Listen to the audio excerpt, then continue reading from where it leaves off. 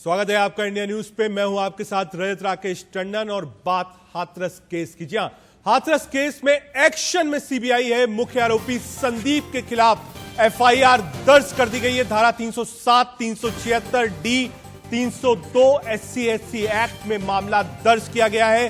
Police से भी सभी दस्तावेज तलब कर दिए गए हैं। योगी सरकार ने की थी सीबीआई जांच की सिफारिश। जी हां, इस वक्त की बड़ी खबर आपको बता रहे हैं। केस से संबंधित जितने भी दस्तावेज हैं सीबीआई सब यूपी पुलिस से अपने पास लेगी। योगी आदित्यनाथ ने रिकमेंड किया था सीबीआई जांच के लिए और सीबीआई ने एफआईआर दर्ज कर दी है संदीप सिंह के खिलाफ। जी हां, हाथरस कांड का इस वक्त बड़ा अपडेट आपको बता रहा हूं। एक्शन में सीबीआई है और सीबीआई ने धाराओं में एक्ट में मामला दर्ज किया है।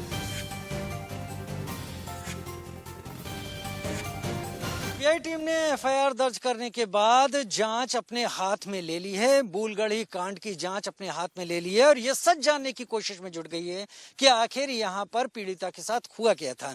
गांव में तो आकर सीबीआई की टीम पूछताछ करना जरूर चाहेगी और पूछताछ करेगी भी, जिसमें पीड़िता का घर होगा और चारों आरोपियों के घर सीबीआई की टीम जाकर तमाम बयान लेने की कोशिश करेगी। लेकिन उन जगहों को भी सीबीआई की टीम अपनी नजर में रखेगी जहां पर इस पूरे घटनाक्रम से जुड़े हुए खास हिस्से जुड़ते हैं। और एक खास हिस्सा इस जगह से जुड़ता है जो कि परसौली गांव की जमीन में पड़ता है। और यहां आप देख पा रहे होंगे ये एक चिता है जली हुई। ये उसी पीड़िता की चिता है जिसे देर रात जला दिया गया और जिसके चलते उत्तर प्रदेश सरकार तमाम सवालों के घेरे में भी आई। उससे ये कहा गया कि आखिर ऐसी क्या जरूरत आ पड़ी थी कि हिंदू धर्म के मुताबिक संस्कार की जो तय समय अवधि होती है, तय सीमा होती है, उसको क्यों सरकार ने या प्रशासन ने यहाँ पर नजरअंदाज कर दिया। और ये चिता जो कि यूं ही पड़ी हुई है यहाँ पर सीबीआई आकर जरूर कुछ एविडेंस इकट्ठा करना चाहेगी। क्या एविडेंस होंगे, किस तरह से होंगे, ज्यादा बेहतर सीबीआई की टीम समझ पाएगी यहाँ पर। लेकिन ये जगह भी सीबीआई के पूरी तरह से रडार पर होगी जरूर। लोगों के बयान पूरे नहीं होंगे, काफी नहीं होंगे, क्योंकि इसके साथ साथ उन जगहों की भी मालूमात हासिल करनी है कि आखिर कहां पर क्या क्या हुआ पीड़िता के साथ। अगर उसकी चिता को अग्नि यहां पर दी गई और वो भी देर रात दी गई तो सवाल इस जगह से भी जुड़े हुए बनते हैं और सवाल ये भी बनते हैं कि आखिर इतनी जल्दबाजी किस बात को सोचकर, किस बात को मद्देनजर रखकर की गई। ये वो जगह है जहां पर पीड़िता का देर रात अंतिम संस्कार कर दिया गया था और उसके बाद जो पीड़िता के परिवार वाले हैं उन्होंने तमाम सवाल भी इस सब को लेकर उठाए थे। सीबीआई की टीम के सामने चुनौती भी होगी, जिम्मेदारी भी होगी और सीबीआई की टीम उस जिम्मेदारियों को निभाएगी भी। इस सब को लेकर इस बात की पूरी उम्मीद है क्योंकि इस सब से सीबीआई की साख भी जुड़ी हुई है। पुलिस के फेलियर, एसआईटी की जांच और उसके बाद सीबीआई के हाथ में अगर जांच आ जाती है तो जरूर यहां के लोग नहीं, पूरे देश के लोग जानना चाहेंगे कि हाथरस का वो सच क्या है जिस पर पर्दा अब तक पड़ा हुआ है। कैमरा पर्सन अंकित के साथ राजीव शर्मा, इंडिया न्यूज, हाथरस। हाथरस में कई तरीके की थ्योरीज आई है, लेकिन सबसे बड़ी बात यह है कि कैसे हाथरस की पीड़िता को इंसाफ मिले। अब वो इस दुनिया में नहीं है, लेकिन परिवार चाहता है कि सीबीआई जांच हो। योगी आदित्यनाथ ने सीबीआई जांच का भरोसा दिया था और आज सीबीआई ने बाकायदा मामला दर्ज कर दिया है और उत्तर प्रदेश पुलिस से जितने भी दस्तावेज, चाहे वो पोस्टमार्टम की रिपोर्ट हो, चाहे वो गवाही हो, चाहे वो जब अरेस्ट किया गया उस वक्त का मेडिकल हो, ये सारे दस्तावेज सीबीआई अपने हाथ में लेगी और उसके बाद जांच होगी जिसमें जो सच है वो सामने आ पाए। हमारे संवाददाता राजीव शर्मा ने मौका वारदात का जायजा लिया है। इस वक्त हम जिस जगह पर पहुंचे हैं, मूलगढ़ी गांव के नजदीक खेतों के बीच में, ये जगह अपने आप में बहुत अहम है और सीबीआई जब जांच को शुरू करेगी तो सीबीआई इस जगह पर खासा ध्यान केंद्रित करने की कोशिश करेगी क्योंकि इस पूरे कांड, इस पूरे घटनाक्रम को अगर एक एक सिलसिलेवार, एक एक कड़ी से जोड़ना है तो सीबीआई की टीम को यहां भी आना पड़ेगा। जिस तरह से सीबीआई की टीम को पीड़िता के घर जाना होगा, जिस तरह से आरोपियों के घर जाना होगा, जिस तरह से दाह संस्कार के स्थल तक जाना होगा, होगा, उसको देखना होगा, तो इस जगह को भी देखना बहुत जरूरी है। यहाँ पर देखिए तमाम बाजरे के जो खेत में ये बाजरे के पौधे हैं, सारे के सारे ये फसल है, ये जमीन पर टूटी हुई इस वक्त पड़ी हुई है। और यहाँ का एक वीडियो मैं इसलिए इस बात को बार बार सामने रख रहा हूं कि यहाँ का एक वीडियो भी वायरल हुआ था, और वो वायरल जो वीडियो था उसमें ऐसा लग रहा था कि पुलिस शुरुआती जांच के दौरान जब यहाँ पर पहुंची तब पुलिस ने जो कुछ देखा उसे रिकॉर्ड किया था। तो यहाँ पर पुलिस को 3 दरातियां मिली थी। दरातियां मतलब जिनसे खरपतवार या घास या इस तरह के फसल को काटा जाता है चारे के लिए, और उसके साथ चप्पल भी पड़ी हुई मिली थी। तो 3 दरातियां यहाँ पर क्यों थी, वो चप्पल किसकी थी, इस तमाम सवालों के जवाब उन तमाम बयानों से जोड़ते हुए सीबीआई निकालने की कोशिश करेगी, और शायद सच के और नजदीक पहुंचने की कोशिश करेगी, क्योंकि मामला हाई प्रोफाइल हो चुका है। पूरे देश में इस मामले की गूंज है। हर कोई जानना चाहता है कि पर्दे के पीछे जो सच अब तक छुपा हुआ है वो कहां था। और मुश्किल इसलिए सीबीआई को नहीं होनी चाहिए कि सीबीआई के पास करीब करीब तमाम चीजें हैं। पुलिस की जांच है, वो तमाम वीडियोस हैं जो शुरुआत में पुलिस ने बनाए, साथ ही एसआईटी की रिपोर्ट भी होगी जो एसआईटी तैयार कर रही है। उसके साथ ये जगह अपने आप में खास हो जाती है। यहां आकर जरूर सीबीआई की टीम कोशिश करेगी कि वो तमाम कड़ियों को आपस में जोड़ सके। 3 दरातियां और वो एक चप्पल, वो दराती किस किस के हाथ में थी, 3 दरातियां थी तो वहां पर कितने लोग मौजूद थे, घास काटने के लिए कितने लोग आए हुए थे, या बाजरे की फसल को चारे के लिए काटने के लिए कितने लोग यहाँ पर आए हुए थे, उन सभी लोगों का मालूमात हासिल करने की कोशिश करेगी। और कई सारे सवालों के जवाब सीबीआई को इन जगहों से भी मिलेंगे। ज्यादा दूर नहीं है गांव से ये जगह, तो सीबीआई के लिए यहाँ तक पहुंचना ज्यादा दूर नहीं होगा। और क्योंकि मामला तमाम तरह से अलग अलग हिस्सों में सामने आ चुका है, तो सीबीआई के लिए मुश्किल नहीं होगा कि उन कड़ियों को सीबीआई आपस में जोड़ सके। एक और खास जगह है जहां पर इस वक्त हम खड़े हुए हैं, जहां माना जाता है, जहां आरोप है कि यहां पर ही उस दुष्कर्म को अंजाम दिया गया था। कैमरा पर्सन अंकित के साथ राजीव शर्मा, बुलगड़ी गांव, हाथरस, इंडिया न्यूज। अब देश की निगाहें होंगी सीबीआई के ऊपर कि सीबीआई इसमें कैसे काम करती है। एक टफ जॉब होगा सीबीआई के लिए इस केस को सॉल्व करना। सीधे हाथरस आपको लेके चलते हैं, वहां पे मेरे संवाददाता राजीव शर्मा हमसे लाइव जुड़ रहे हैं। राजीव, अभी आपने उस खेत की जानकारी दी, उसके बाद बताया कि कैसे वहां पर जो खेत है वहां पर कैसे जो फसल है वो नीचे पड़ी हुई है। सीबीआई के सामने सबसे टफ जॉब होगा क्योंकि इतने दिन हो चुके हैं, अब उनको दस्तावेज मिलेंगे, पोस्टमार्टम रिपोर्ट की बात हो, मेडिकल की बात हो, उसके बाद जो आरोपी है वो भी अंदर से चिट्ठी लिख रहा है, एक तरफ जाति समीकरण की बात हो रही है। क्या क्या बड़े आप कह सकते हैं बैरिकेड्स होगा सीबीआई के आगे हाथरस जांच को लेकर?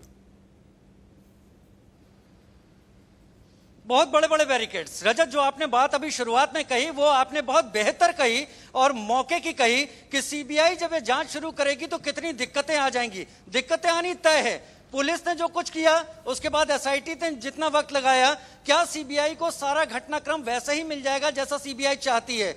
दाह संस्कार हो चुका है डेड बॉडी का और तमाम चीजें निकल कर आई हैं। पोस्टमार्टम रिपोर्ट ये कहती है, जो कि प्रचारित किया गया है और पोस्टमार्टम रिपोर्ट के हवाले से, कि रेप जैसी कोई घटना नहीं हुई।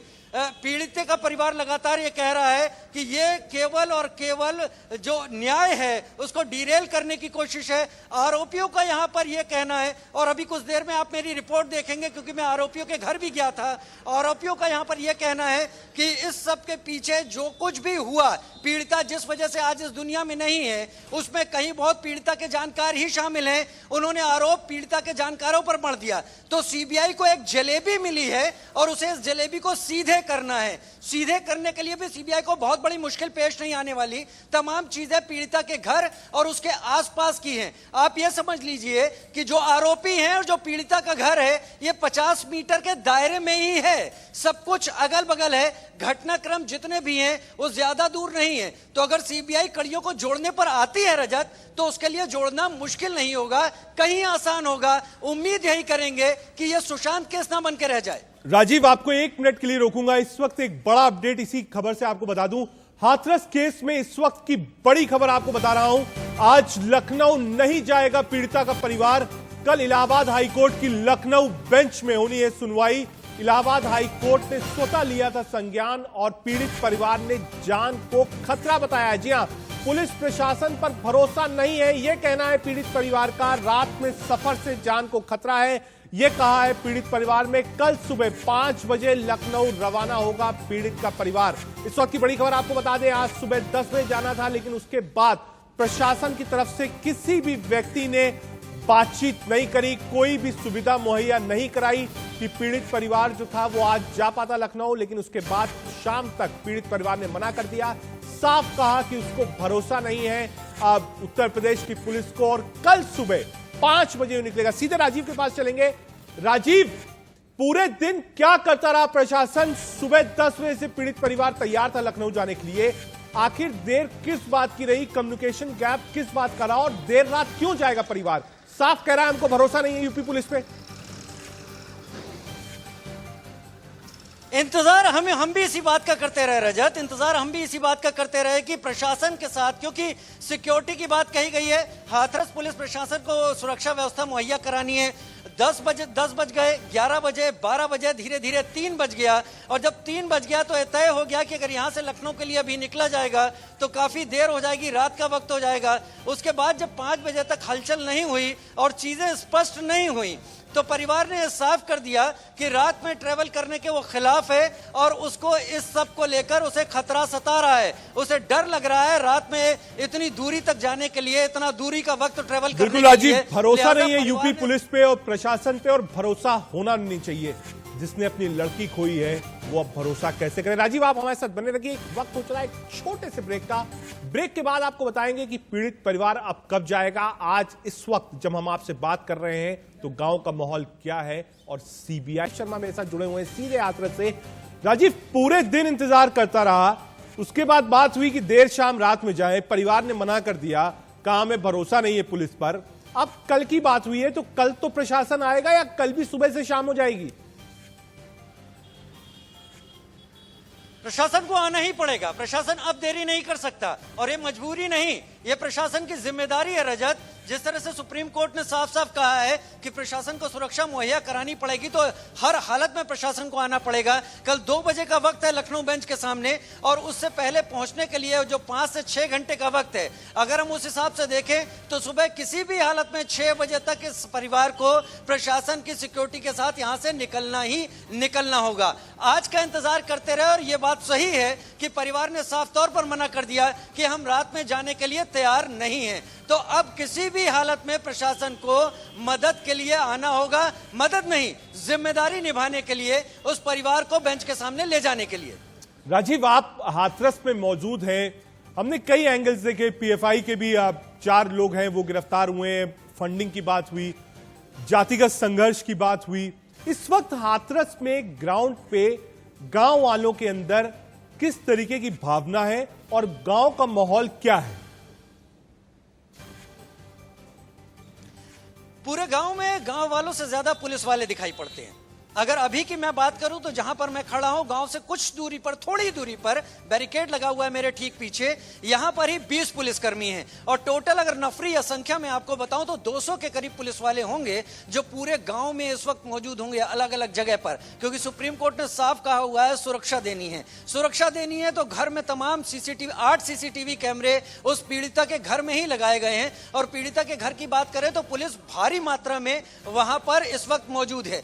गांव वाला कोई बात नहीं करना चाहता इस मुद्दे को लेकर, क्योंकि गांव में साफ तौर पर एक तरीके से जो आरोपी पक्ष है और जो पीड़ित पक्ष है, एक तरीके से विचारों का बंटवारा साफ झलकता है वहां पर। जो आरोपी पक्ष है उसका कहना है कि जो बच्चे हैं उनके, जो आरोपी लड़के हैं जो जेल में हैं, वो इसके लिए जिम्मेदार नहीं है। उनका तो आरोप यहां तक है कि पीड़िता पूरी तरह से ठीक थी, उसकी जो स्थिति थी वो अगर आज हमारे बीच नहीं है तो उसके साथ कुछ बहुत अलीगढ़ और दिल्ली के रास्ते में किया गया। ये आरोप आरोपी पक्ष का है, पीड़िता पक्ष का नहीं है। और पीड़िता के परिवार वाले इस वक्त केवल एक बात कह रहे हैं कि उन्हें बस ये जानना है कि उनकी बेटी के साथ ऐसा क्यों हुआ, किसने किया और किस तरीके से किया, ये सब सीबीआई सामने रख दे। उनका सीधा सीधा आरोप उन 4 आरोपियों पर था जो इस वक्त जेल में है, और वो चाहते हैं कि न्याय हो उनके साथ। राजीव, न्याय की उम्मीद सबको है, सबकी निगाहें सीबीआई पर है। योगी आदित्यनाथ ने कहा था सीबीआई जांच होगी, सीबीआई ने आज एफआईआर दर्ज कर ली है।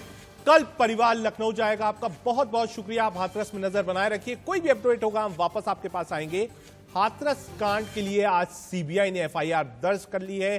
कल परिवार लखनऊ जाएगा और हो सकता है कि मुख्यमंत्री योगी आदित्यनाथ से भी मुलाकात करे। वक्त हो चला है